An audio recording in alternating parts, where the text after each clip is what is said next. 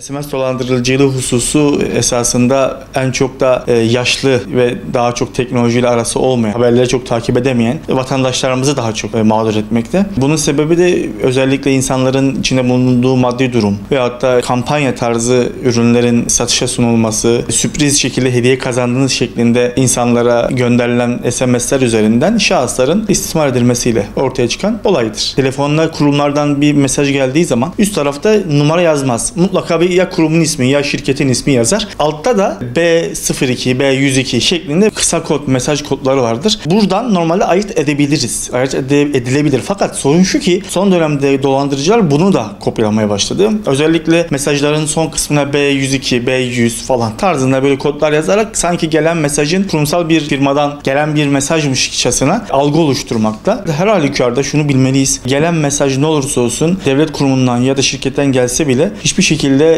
normal sıradan bir numarayla gelmez. Buna dikkat etmemiz gerekiyor. Mesajlarla gelen kısa linkler var. Mesela işte özellikle insanların içine bulunduğu sosyal durum, maddi sıkıntıları da dikkate alan dolandırıcılar bunları istismar etmek veya da insanları daha rahat manipüle etmek için, dolandırmak için bu hususlara vurgu yaparak mesajlar yollamakta. Örnek diyorum işte devlet yardımı için şuna tıklayınız, Sağlık Bakanlığı ya da işte Aile Bakanlığı şu şekilde sosyal destek vermekte tarzında bir link yollayarak size link tıklamak suretiyle ya telefonunuza virüs bulaştırmak suretiyle telefonunuzda bulunan haklarınızı veyahut da hesaplarınızı boşaltma yoluna gidiyor ya da sizi yönlendirerek kredi kartı bilgilerinizi veyahut da banka kartı bilgilerinizi girerek o banka kartını bir şekilde onay verilmek suretiyle boşaltmayı sağlıyor. Başına böyle bir olay gelen vatandaş öncelikle irtibat kurduğu telefon numarasını öncelikle not edecek ve bu telefonu kimin kullandığının tespit edilmesi ve bu yolu kullanan şahsın cezalandırılması için en hızlı çözümse suç duyurusu şikayet dilekçesi hazırlayıp savcılığa başvurmaları. Zaten savcılık bu süreci karakol üzerinden yürütebiliyor. Bankacılık üzerinden dolandırıcılık yapma olayları gerçekleşiyor son dönemlerde. Banka gibi telefonla arıyorlar. Bankanıza iadeniz var, kredi kartı hesap iadesi var veyahut da prim ödemesi var deyip işte bilgilerinizi girelim, size ödeme yapalım. Onun için para yatırmak için sizin normal kart bilgileriniz lazım diyerek sizin rızanızla bilgilerinizi alıp ona göre dolandırıcılık yoluna geçebiliyorlar. Hiçbir şekilde devlet kurumları veyahut da banka sizi arayıp sizin bilgilerinizi isteyerek size para yollamaz. Bununla ilgili zaten size mesaj gelir en fazla ve şubeye gidin şeklinde bir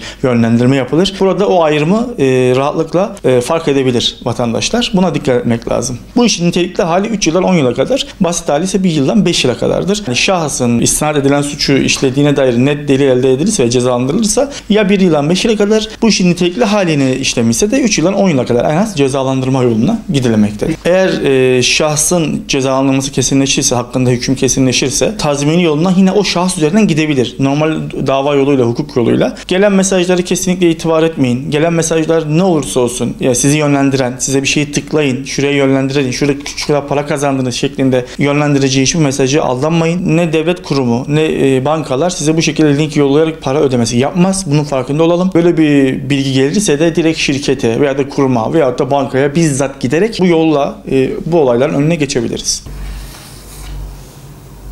O yönlendirilen siteden para çekme işlemi gerçekleşiyor. Bu şekilde bir dolandırma yöntemi kullanılıyor ve insanlarımız maalesef mağdur oluyor. Bu mail için de geçerli bu arada. Gelen herhangi bir güvenilir olmayan mailde de açmamak dahi gerekiyor. Çünkü tıklamadan dahi mesela maillerde doğrudan da kullanılabiliyor bilgiler, işlemler ele geçirilebiliyor, şifreler vesaire. O yüzden bu numaralara, bu linklere tıklamamak gerekiyor öncelikle. En yakın bir emniyet birimine, karakola giderek de şikayetçi olabilir veya savcılığa gidip suç duyurusunda da bulunabilir bu konuda. Bu yapılan işlemle ilgili tüm şikayetlerine, yapılan işlemlere veya herhangi bir para hesaplarını kontrol ederek nasıl işlem yapıldıysa tüm detaylarla bildirerek bu şekilde suç duyurusunda bulunma imkanı mevcut. Hileli bir davranışta bulunarak kendisine ve başkasına yarar sağlamak ve karşı tarafa zarar vermek unsurları sayılarak bu unsurlar gerçekleşirse 1 yıldan 5 yıla kadar hapis cezası öngörülüyor. Telefon olsun, kendi mailleri vesaire olsun şifrelerini oldukça güvenli yapmaları ve kimseyle paylaşmamaları, özel kişisel verilerini, bilgilerini. Bunun dışında da güvenmediği telefon numaraları vesaire olduğunda bu şekilde bir dolandırıcılıktan şüpheleniyorlarsa o telefonu hemen kapatmaları ve bu numaraları engellemeleri gerekmektedir.